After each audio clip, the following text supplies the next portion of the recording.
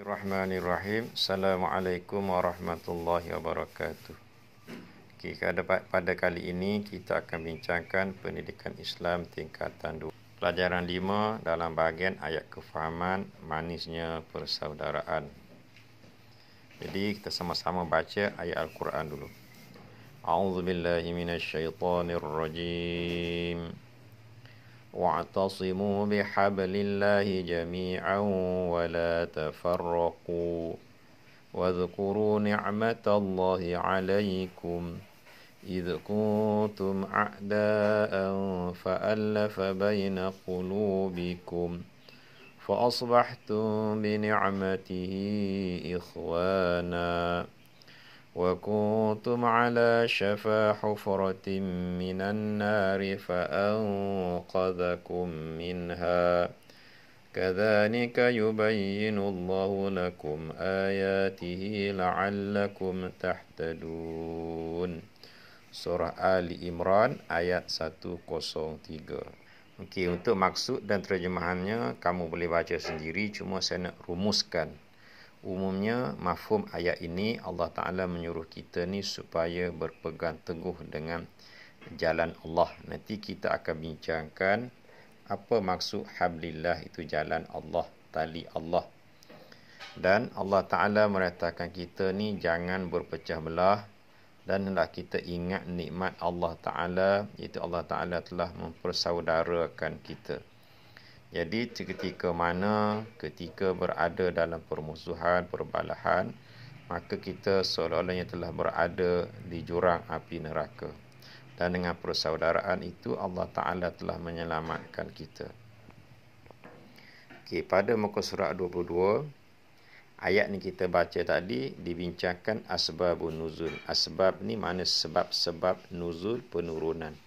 Kenapa ayat ini diturunkan? Di soalan boleh tanya kamu, kenapa ayat wa'tasimu ini diturunkan? Jadi di sini diceritakan bahawa semasa jahiliah, suku Aus dan Khazraj bermusuhan. Jadi melalui agama Islam, Rasulullah SAW telah berjaya menyatukan mereka.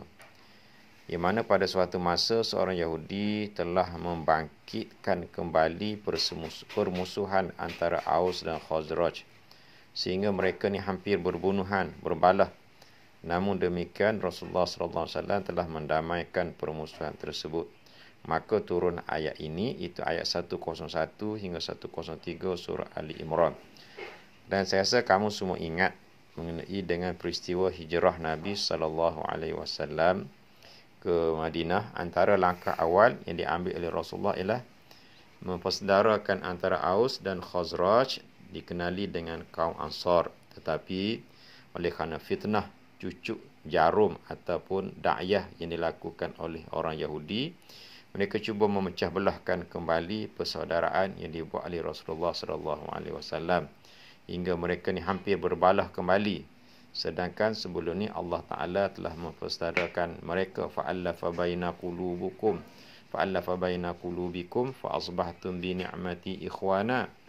Tapi disebabkan oleh tipu daya Yahudi, mereka hampir berbalah kembali. Maka sebab itulah Allah Ta'ala turunkan ayat ini untuk menceritakan perihal mereka. Di sinilah saya akan huraikan seperti mana saya nyatakan awal tadi, maksud hablillah, wa'tasimu bihablillah. Habli ini maknanya tali. Apa yang dimasukkan dengan wa'tasimu bihablillah? Berpeganglah kamu dengan tali Allah. Jadi soalan tanya, apa maksud hablillah, apa maksud tali Allah? Maka di sini menurut Ibnu Mas'ud, tali Allah bermaksud agama Islam. Jadi tali Allah ialah agama Islam secara keseluruhannya. Oleh itu, berpegang dengan tali Allah bermaksud berpegang dengan ajaran Islam. Jadi kamu mesti pegang pada kata kunci hablillah ialah agama Islam. Jadi maksud berpegang dengan tali Allah ialah berpegang teguh dengan ajaran Islam. Dan itulah yang sewajarnya kita mesti berpegang teguh, mematuhi perintah-perintah Allah Ta'ala ataupun mengikuti ajaran Islam sepenuhnya. Dan dalam ayat lain pun Allah Ta'ala berfirman, Ya ayyuhalladzina amanu dukhulu fis silmi kaffah wa la tattabi'u khutuwati syaitan innahu lakum aduwwum mubin. Di mana orang beriman ni Allah Ta'ala perintahkan supaya kita masuk ke dalam agama Islam dengan mematuhi segala hukum-hukumnya. Jadi segala hukum Tuhan kita kena patuh, kita kena ikut. Itulah dimaksudkan dengan kita berpegang pada jalan tali Allah. Itu kita mengikut ajaran Islam. Begitu jugalah kita perlu mengeratkan hubungan persaudaraan. Jadi Nu'man bin Bashir meriwayatkan bahawa Rasulullah sallallahu alaihi wasallam bersabda, "Mathalul mu'minina fi tawaddihim wa tarahumihim wa ta'atufihim kamasalil jasad. Idza ishtaka minhu 'udwun tada'a lahu sa'irul jasadi bis-sahri wal humma." Jadi maksudnya Nabi memberi perumpamaan orang mukmin ni dalam kasih sayang mereka, hormat menghormati dan juga persaudaraan berlemah lembutnya mereka ini seperti mana satu badan. Badan kita ni. Jadi apabila adanya sesuatu badan, satu anggota daripada badan kita ni mengadu sakit umpamanya, maka seluruh anggota badan ni akan turut merasai simpati dengan turut berjaga dan juga bisahri ni dia mana berjaga wal human ni dengan rasa sakitnya. Itulah perumpamaan kita dalam hubungan dengan saudara-saudara kita, kita mesti rasa benda yang sama. Tetapi sekarang ni saudara kita di Palestin sedang dibantai oleh Yahudi. Maka kita seharusnya rasa sedih dengan keadaan nasib yang menimpa saudara kita agama di Palestin. Jadi kita mesti bantu mereka. Sekurang-kurangnya kita bantu dengan keuangan, dan ataupun paling tak mampu pun kita bantu saudara kita di Palestin dengan mendoakan supaya mereka mempunyai semangat yang kuat, dan kita doakan kehancuran kepada musuh Islam. Jadi sekarang ini di Palestin musuh Islam yang nyata dan jelas ialah Yahudi ataupun Zionis. Jadi kita doakan kepada umat Islam di Palestin keselamatan, dan kita doakan kemusnahan, kehancuran kepada Israel. Okey, di sini pada muka surat 24 kita akan bincangkan cara mengukuhkan persaudaraan.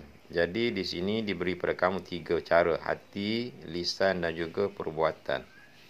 Jadi sebenarnya kamu boleh gunakan akal pemikiran kamu sendiri. Cuma di sini diberikan contoh. Jadi dengan hati ni cara kita nak kukuhkan persaudaraan ialah kita mesti adanya sifat ikhlas.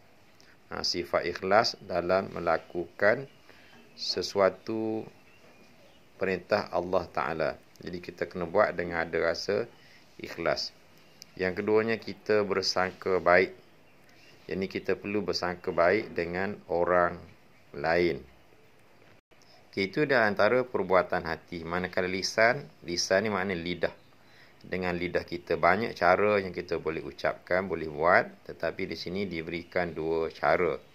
Pertama, ucapan salam. Setiap kali kita jumpa, kita ucapkanlah assalamualaikum bagi orang Islam, dan kita yang diberi salam hendaklah kita menjawabnya. Hukum memberi salam adalah sunat, menjawabnya adalah wajib. Dan kepada bukan Islam, bolehlah kita bagi ucapan selamat pagi dan sebagainya. Selain daripada itu, kita juga perlu bertegur sapa. 3S, salam, sapa, senyum. Jadi ingat 3S tu. Jadi kita boleh bertegur sapa. Mana tanya khabar, apa khabar, sihat ke, datang daripada mana. Itu di antara sapaan-sapaan yang boleh membuatkan hubungan persaudaraan kita jadi semakin kukuh. Di sini yang ketiganya melalui perbuatan. Bagaimana cara kita nak mengeratkan hubungan persaudaraan dengan perbuatan kita, dengan tingkah laku kita. Antaranya lah kita bantu mereka yang memerlukan. Jadi mana-mana kalau ada rakan-rakan kita yang perlukan bantuan, kita bantu. Contohnya sekarang ni di Palestin, rakyat Palestin memerlukan bantuan kewangan untuk membeli peralatan perumahan dan pakaian mereka yang rosak disebabkan oleh serangan Yahudi Zionis. Maka kita bagilah sumbangan kepada mereka dalam bentuk kewangan. Dan itulah di Malaysia sendiri pun jika ada yang memerlukan bantuan, kita bantu sekadar mana yang kita mampu. Jangan biarkan mereka bersendirian. Okey, di sini di samping itu antara cara perbuatan ialah kita menunaikan solat berjemaah. Terutamanya bagi lelaki seboleh-bolehnya sembahyang berjemaahlah di masjid. Dan kalau tidak boleh berjemaah di masjid pun, kita cuba wujudkan suasana solat berjemaah di rumah.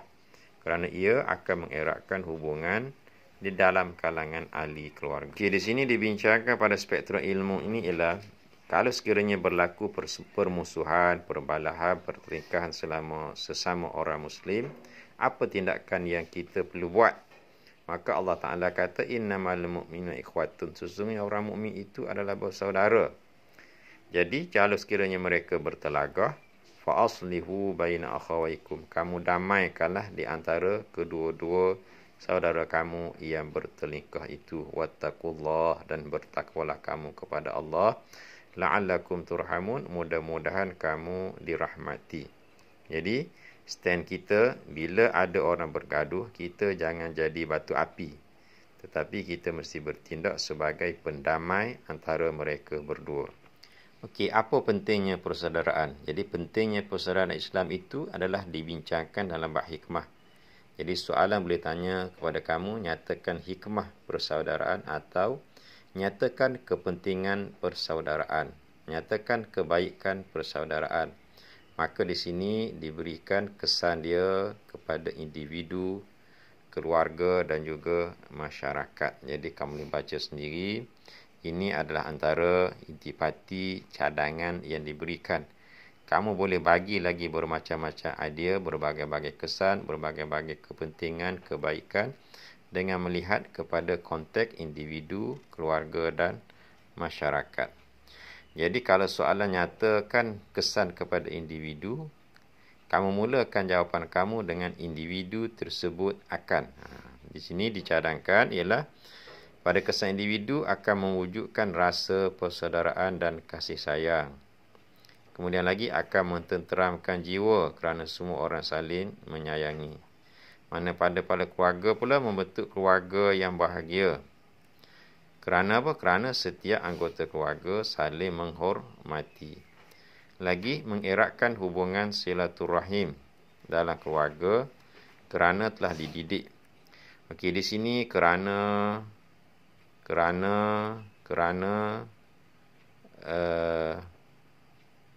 ini memberi makna yang jelas pada kamu, ya. Kalau soalan nyata, soalan terangkan, jelaskan, kamu beri mesti bagi jawapan yang detail.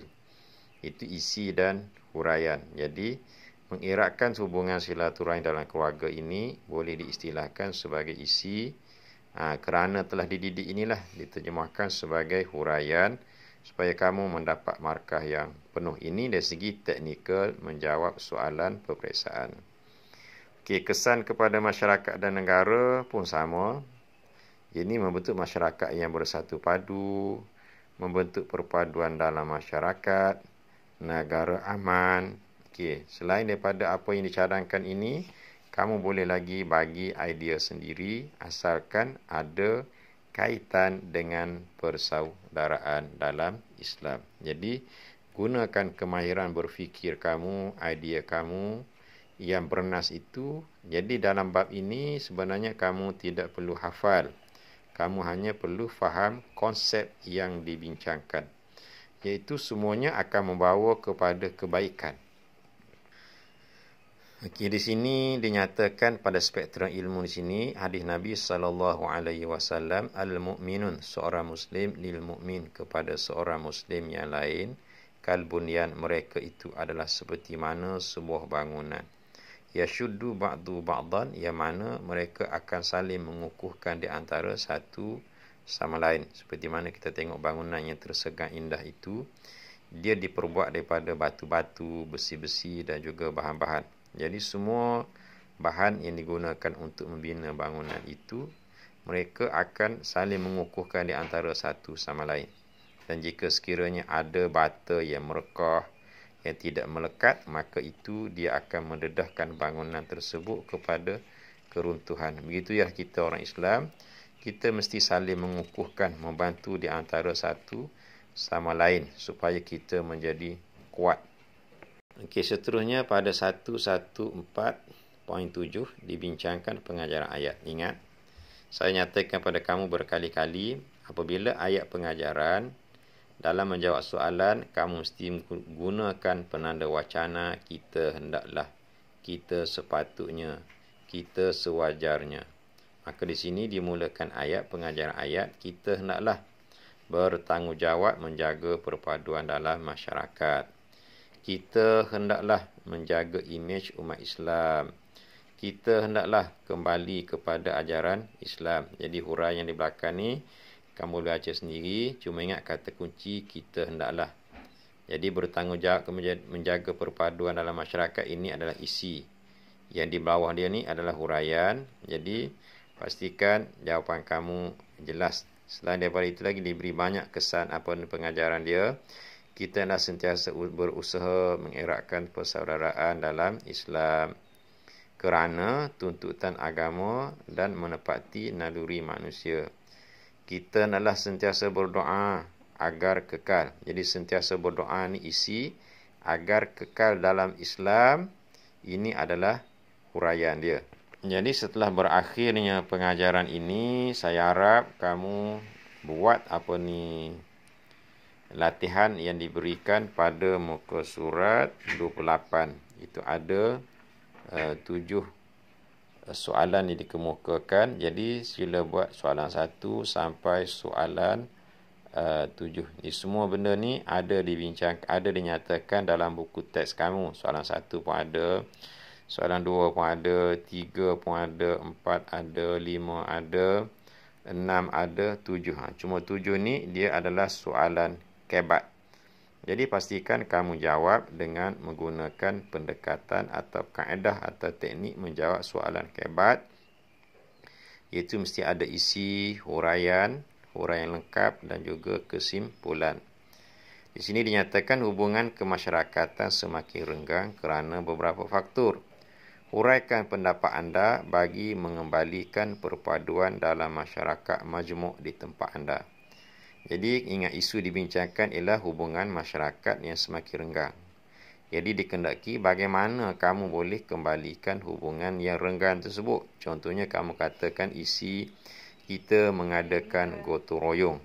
Itu adalah isi untuk kita kembalikan perpaduan dalam masyarakat. Jadi berdasarkan isi kita mengadakan program gotong royong, itulah kamu perlu huraikan apa kebaikan dia, bagaimana cara nak lakukan.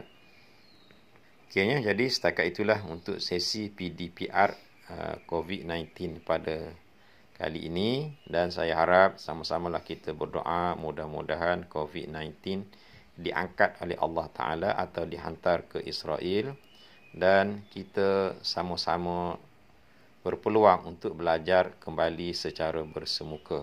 Jadi gunakanlah peluang yang ada pada masa ini untuk belajar secara online kerana pembelajaran tidak harus dihentikan. Kita mesti belajar sekadar mana yang kita ada peluang untuk belajar. Jadi sekarang ni kita belajar dengan cara online, maka kita manfaatkan peluang yang ada untuk belajar secara online. Kita mesti lihat pada aspek kebaikan dia. Jangan dilihat pada aspek keburukan dia. Memang ada kebaikan, ada keburukan. Tapi buat masa sekarang ni kita mesti mengambil kebaikan dan mengetepikan keburukan yang ada. Ya, Assalamualaikum warahmatullahi wabarakatuh.